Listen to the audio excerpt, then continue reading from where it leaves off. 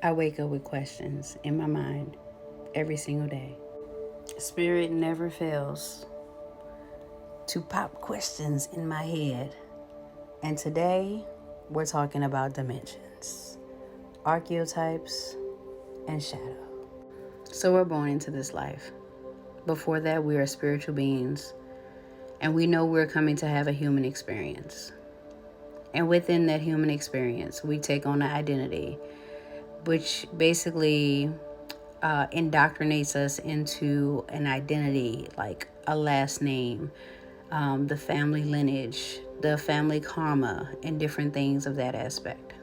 The belief systems, all of the initiations and integrations that your family has taken on throughout their lifetimes, you are now a part of that system. And so we go through life, going to school, going to church, going to different places, and them all defining some aspects of who they believe we are and who we feel like we are. And sometimes, or most times, that can cause some conflicts. The conflict comes in because even though we come into this lifetime and forget who we were as spiritual beings, we still, there's a part of us, our spirit, that gives life and breath to this physical experience, is normally giving us reminders of who we truly are. So we go through different challenges in our lives, which awakens us to other aspects of ourselves. The same way the brain creates new synapses when we introduce ourselves to new ways of thinking, to new experiences, you, through the challenges that you have that are not conformed to this third dimensional plane, you are awakened to more knowledge, to more key codes, to deeper understandings, and into more deeper connection with your spirit being, who you truly are. Now, life is a journey of memory and remembrance. You come into this life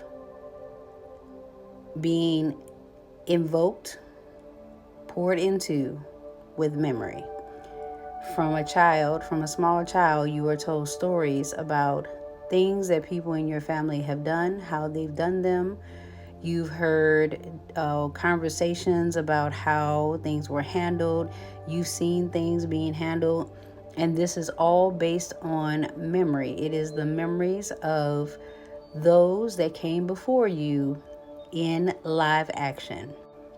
How your mom stands at the counter in a yoga stance with one leg in a triangle at the knee, standing on one foot. How your grandmother doesn't need to measure her seasonings when she cooks. How your dad just knows when it's time to cut the grass or plant a flower, or when it's about to rain. If he's never had an injury of any sort, he can just smell it in the air. All of that is ancestral memory.